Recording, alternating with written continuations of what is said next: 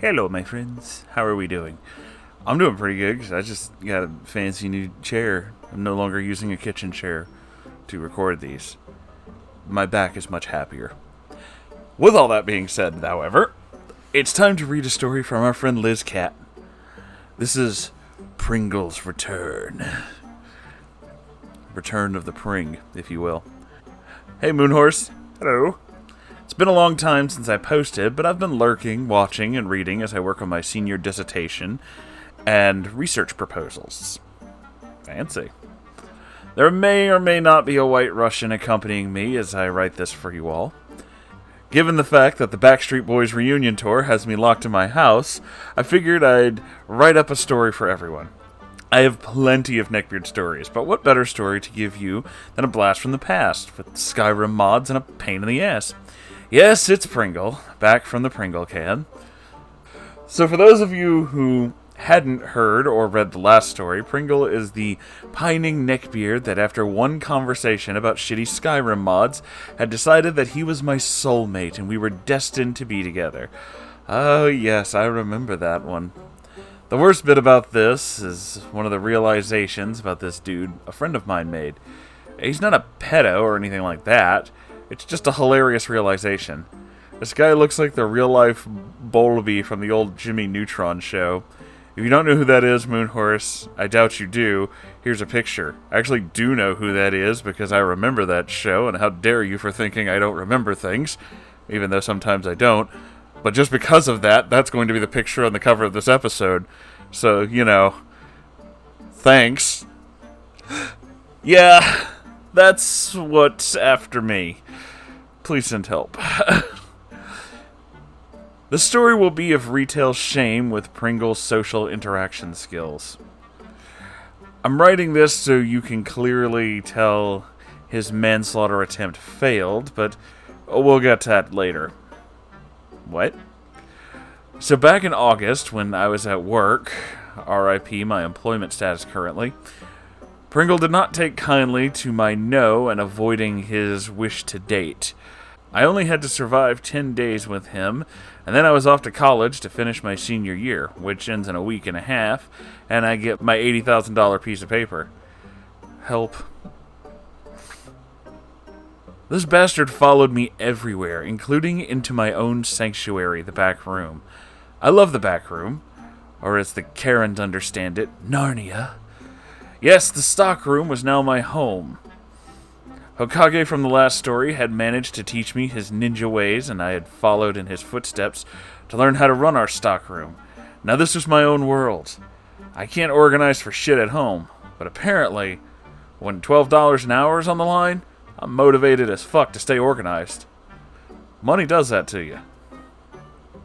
Anyway, back to Pringle. At work, unless you are trained to use the devices in the stock room and understand how the room is organized, you're not really allowed back there. We each had these devices with a special app on it that would let us know what's in stock and how many we had and what shelf, so on and so forth, corporate BS.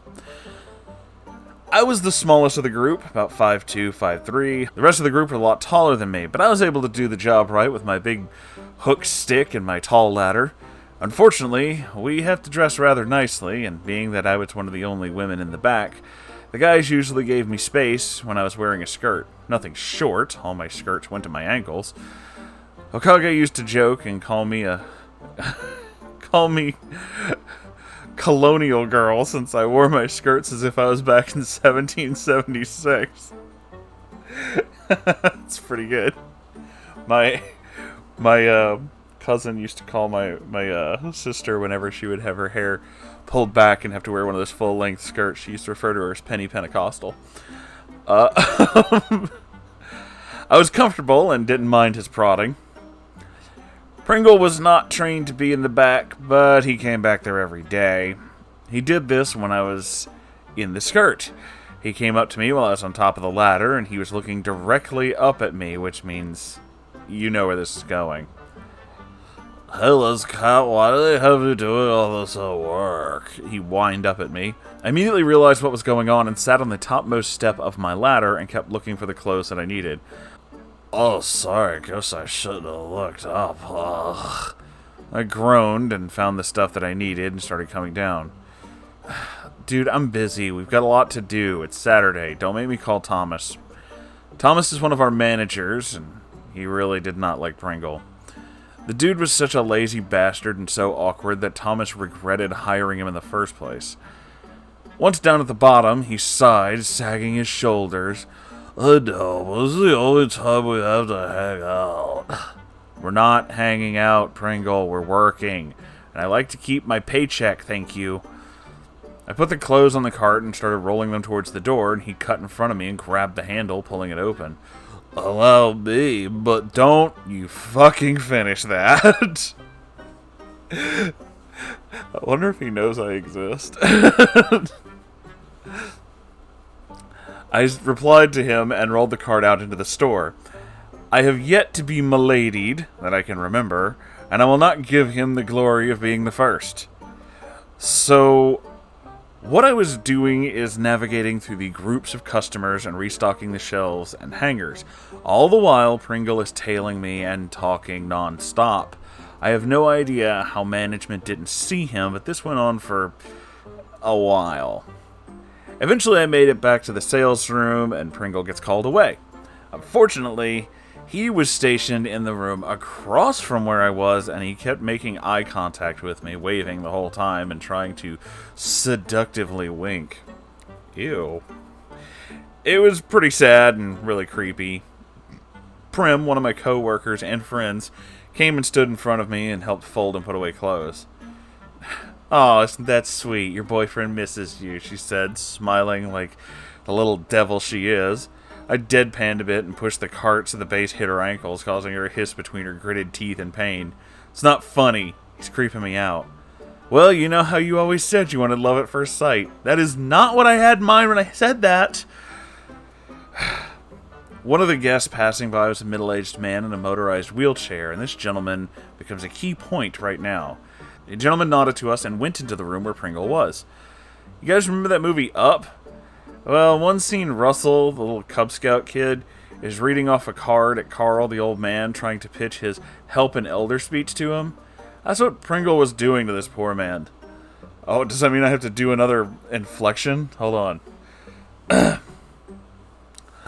Good afternoon, sir. Welcome to insert store name here. I am glad to see you this afternoon. Can I help you find a particular article of clothing? It was said like a droning robot. Nailed it in one. I'm that good. Prim and I looked at each other and sighed, going back to work. Couldn't help it, though, and kept listening to Pringle as he followed this man. No thank you, son. I'm just looking.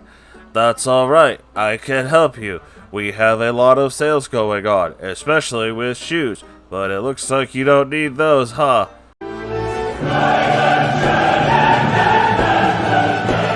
What the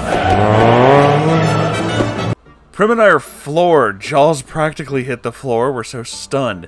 This absolute moron fucking went there. Bless this man and his ability to keep his mouth shut. He just turned around and hit his chair into high gear and headed for the door. Wait, I'm sorry, maybe pants? You need pants, right? Pringle said, hurrying after him. Prim and I are just standing there still, honestly stunned, and apparently our lack of movement was enough to catch Thomas's attention as he came over. What are you guys doing? He asked. You should be putting this kind of stuff away. I just looked at him. Dude, you're gonna catch hell soon. What do you mean? Pringle just asked a man in a wheelchair if he needed pants. And he said it's because he probably didn't need shoes. You can't be serious. We nodded, and Thomas sighed and spoke into his headset. Pringle, you need to get to the office now. We both stood there as Thomas stormed off to the office. Soon after, Pringle hurried in after him, and we have no idea what's going on. Doors soundproof, I guess, to an extent. But when Pringle came out, his shoulders were all slumped, and he went and packed his stuff up. I went over to him, honestly kind of excited. Did you get fired? I asked, hardly able to contain my excitement, but that quickly died. No, he's just sending me home for the day. He said I have to take a sensitivity course for the company. I don't even know what I said that was that bad. This motherfucker. I thought it was horrible, and so did management, but this dumbass beard saw nothing wrong with it. I opened my mouth to tell him why he's wrong, but didn't. I knew there's no point in explaining this and just waved him off and went to the back room to handle stock again. This isn't as bad as how some of Neckbeard's are, but I just seriously could not believe this idiot. Things were relatively uneventful for the next week or so until I left. I have one more story about the Pringle, but I think I'll write that another time. Hopefully, I have enough time for that. But for now, thank you all for reading this. I hope you all stay safe and have a great day. Ooh. I cannot fucking believe he said that. Oh my god. I fucking can't. I can't with this fucking guy.